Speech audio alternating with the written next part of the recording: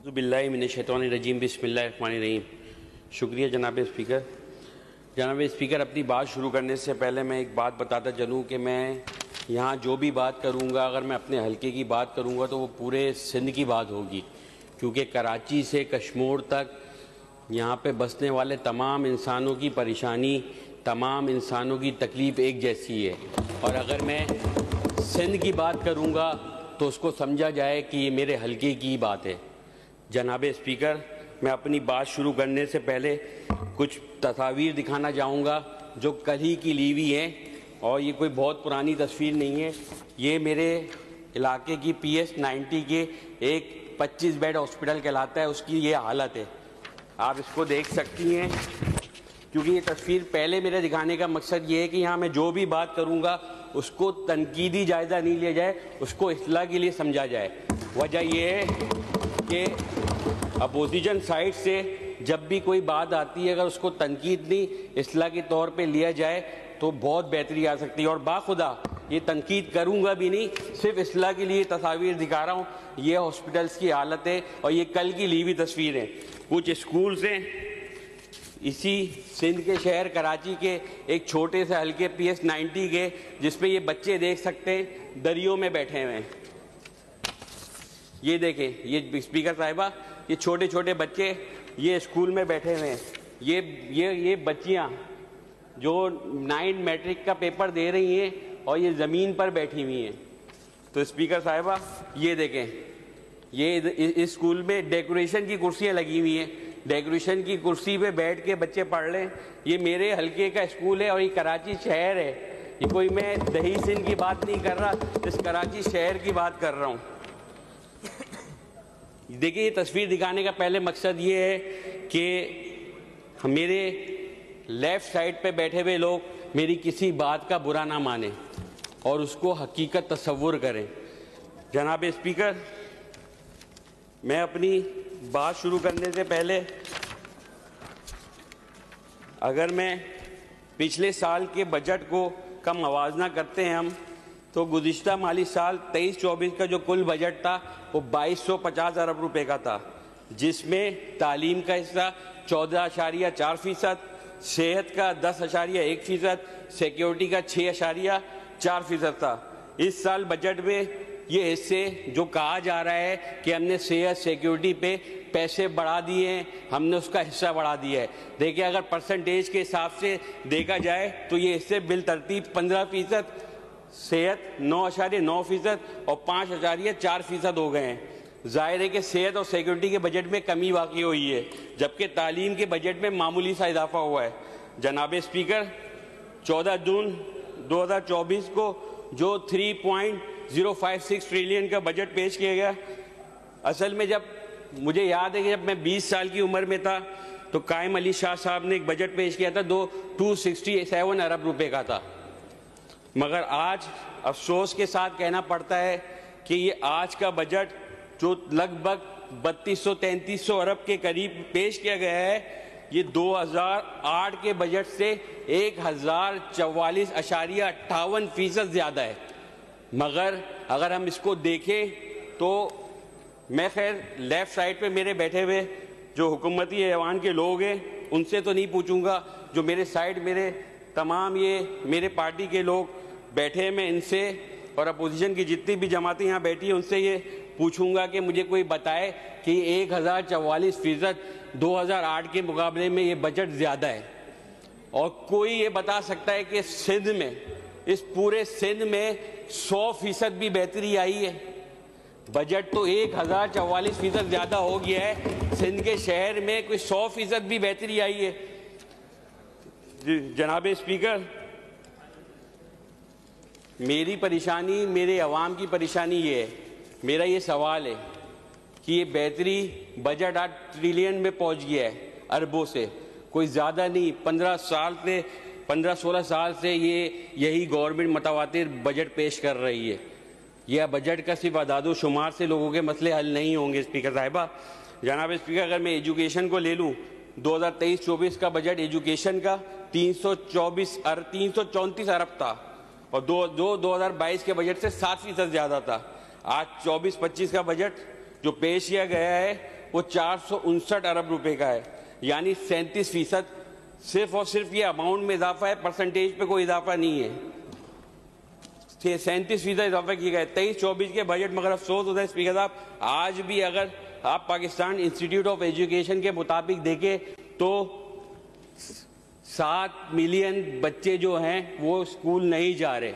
और चलें आप उसकी रिपोर्ट को भी छोड़ दें, वो एक इदारे ने सर्वे किया है। अगर हम एजुकेशन मिनिस्टर साहब की रिपोर्ट को ले लेते हैं तो उसमें वो उनके मुताबिक 1,42,08,647 बच्चे जो 5 से 16 साल के हैं वो सिंध में रहते हैं, जिसमें से 1,02,04,647 बच्चे स्कूल जा रहे हैं, तालीम हासिल कर रहे हैं, और 41 लाख बच्चे जो हैं वो स्कूलों से बाहर हैं स्पीकर साहिबा, जिसमें से 45 लाख बच्चे सरकारी स्कूल जा रहे हैं और 39 लाख बच्चे प्राइवेट स्कूल में तालीम हासिल कर रहे हैं। 8 लाख बच्चे institute of education of Sindh education foundation में, 5 लाख बच्चे मदरसों में और 5 लाख बच्चे फेडरल पाक नेवी आर्मी के स्कूलों में तालीम हासिल कर रहे हैं। सवाल ये है जनाब स्पीकर, ये 39 लाख बच्चे प्राइवेट स्कूल में क्यों हैं? ये 39 लाख बच्चे प्राइवेट स्कूल में क्यों हैं? हमारे बच्चे, मेरे बच्चे सरकारी स्कूल में तालीम क्यों नहीं आगे हासिल कर सकते? क्योंकि सरकार भी तो यहीं बैठी है ना।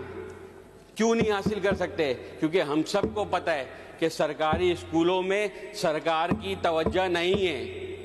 सरकारी स्कूलों में सरकार की तवज्जो नहीं है।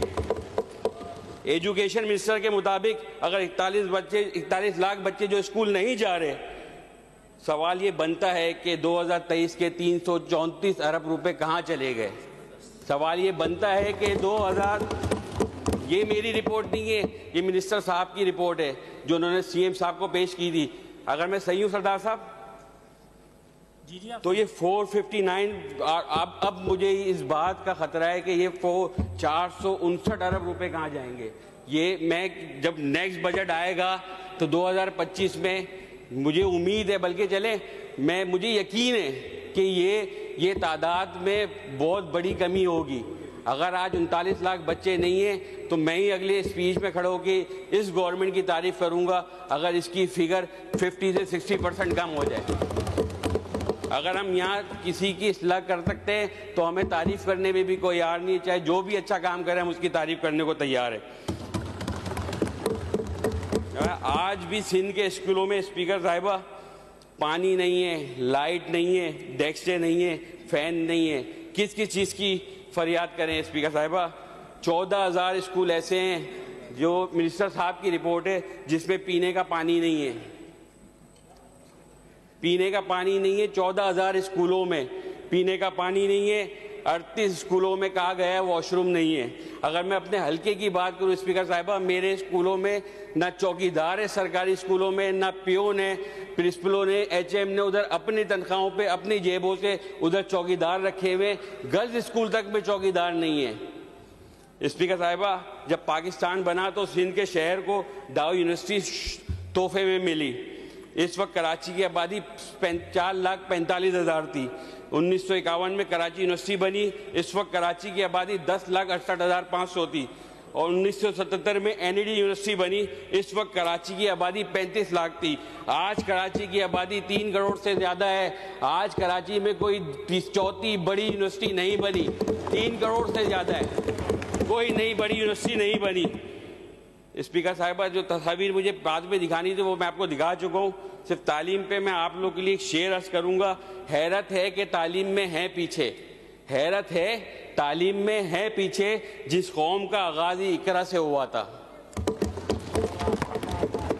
जनाब स्पीकर, मुझे एक एज हासिल है क्योंकि आप माशाल्लाह सीट पे आ गई हैं, क्योंकि आपने भी 13-14 मिनट की तकरीर करी थी, तो मुझे थोड़ा सा वक्त देंगी, थोड़ा सा मुझे वक्त देंगी आप ना। मैंने 13-14 मिनट मुझे करने जनाब स्पीकर, 23-24 का अगर हेल्थ का बजट देखें तो 227 अरब था और 24-25 का 302 अरब। जो फिगर में चेंज हुआ, परसेंटेज में इसमें कमी आई है। इस हेल्थ में 32% का इजाफा किया गया है। ये सेहत के ऊपर इतना बजट खर्च करने के बावजूद भी आज दही सिंध में कोई बड़ा अस्पताल नहीं। जनाब स्पीकर, क्या हम और आप नहीं जानते कि सिंध में किसी किस्म का भी कोई हादसा, कोई वबा आ जाती है तो उनको मजबूरन कराची के अस्पतालों में आना पड़ता है। कराची के अस्पतालों में आना पड़ता है। कराची के ये 2 बड़े अस्पताल जो कराची का अपना बोझ नहीं उठा सकते, क्योंकि यहाँ की आबादी 3 करोड़ से ज़्यादा है। जनाब इसकी मौजूदा मिसाल हैदराबाद में पेश आने वाला रिसेंटली जो सानिया है, आप देख लें कि उधर लोग जले और उसमें ज़्यादातर बच्चे थे। उनको हैदराबाद सिविल अस्पताल में वो सहूलत मैसर नहीं थी जिनको कराची सिविल अस्पताल में लाया गया। उस रात को स्पीकर साहिबा 4 बच्चे मेरे सामने 4 बच्चों ने शहादत हासिल करी।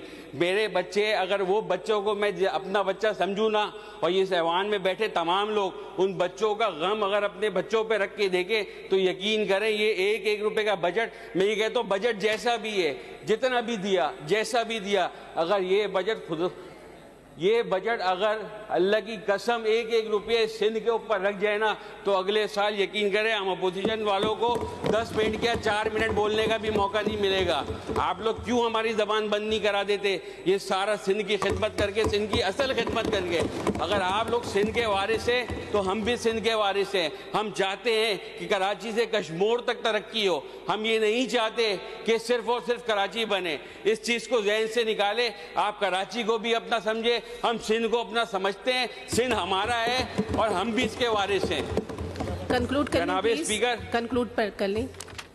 बस थोड़ा सा जनाब स्पीकर, मुझे थोड़ी सी सिक्योरिटी में बात करनी है, फिर मैं मेरी रिक्वेस्ट है आपसे जनाब स्पीकर, जो सिक्योरिटी के शोबे के हवाले से, क्योंकि होम मिनिस्टर साहब मेरे ख्याल से चले गए हैं यहाँ खड़े हुए, तो 143 अरब रुपए का बजट 2023 में दिया गया था। इसके मुकाबले में सिक्योरिटी के 163 अरब रुपए रखे गए हैं, लेकिन इसका नतीजा कराची की सड़कों पे लूटी हुई लाशें, कराची में डकैती, अगवा सूरत के नतीजे में हमारे सामने।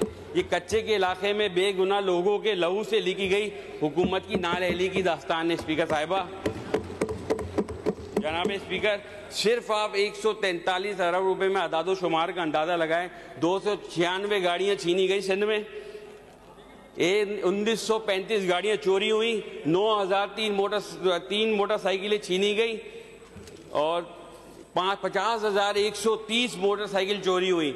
25,000 से जायद मोबाइल छीने गए। 650 कत्ल की वारदात है। जनाब स्पीकर, ये बजट कराची के शहरियों की कीमत है। क्या यही है वो तरक्की जिसका ये हुकूमत दम भरती है? जनाब स्पीकर, ये बजट सिंध की शहर, जनाब इतनी सख्ती नहीं करे। स्पीकर साहब तो 2 मिनट ज्यादा दे भी देते थे, थोड़ा सा। जनाब स्पीकर, सिंध के शहर कराची और ये बजट एक और वार है। इस शहर को इसकी असल हैसियत देने के बजाय इसको नजरअंदाज किया गया है। जनाब स्पीकर, सिंध के मसाइल से बजट के अदाद शुमार से हल नहीं होंगे। इसके लिए एक जामा हिकमत हमली तैयार करनी होगी हुकूमत को, जिसमें कराची की स्टेक होल्डर जमात MQM पाकिस्तान को शामिल किया जाए। शहर के मसाइल के हल के लिए सियासी अज़म, इंतज़ामी सलाहियत और आवाम की शिरकत ज़रूरी है। जनाब स्पीकर, ये बजट एक महज कागजी कार्रवाई है, हकीकत में इसका कोई ताल्लुक नहीं है। ये आवाम के जख्मों पे नमक छिड़कने के मुतरादिफ है। इस बजट में पुलिस की जदीद टेक्नोलॉजी पे तरबियत के नाम पर 163 अरब रुपए मुख्तस किए गए हैं। लेकिन सवाल ये है कि जनाब स्पीकर, जब पुलिस के पास बुनियादी वसाइल ही नहीं, थानों की हालत ज़ार काबिल रहम है, एहलकारों की तरबियत का फुकदान है, तो ये रकम कहाँ जाएगी? मजीद ये कि ये बजट कराची के मसाइल को नज़रअंदाज करता है। शहर की आबादी में इजाफा होता जा रहा है, लेकिन बुनियादी सहूलतें, पानी, बिजली, ट्रांसपोर्ट की बुनियादी सहूलत मैसर नहीं। जनाब स्पीकर, बस मैं 1 मिनट आपका लूँगा। जनाब स्पीकर, मैं यहाँ आपके सामने ये ऐलान करता हूँ कि ये बजट सिंध के अवाम के साथ एक मजाक है। ये एक ऐसा बजट है जो सूबे को मजीद तारीकी में लेके जाएगा। इस बजट को कबूल नहीं करेंगे। ये अवाम के हकूक के लिए, ये अवाम की हकूक के लिए जद्दोजहद हम करते रहेंगे। बहुत शुक्रिया, बहुत शुक्रिया, बहुत शुक्रिया। चलें 1 मिनट ले लें, 1 मिनट ले लें। बेहिसी के खात्मे का मरहला भी आएगा, बेहिसी के खात्मे का मरहला भी आएगा। सभी पत्थर हो गए तो जलजला भी आएगा। बहुत शुक्रिया जी। शाह हुसैन शाह शिराजी साहब।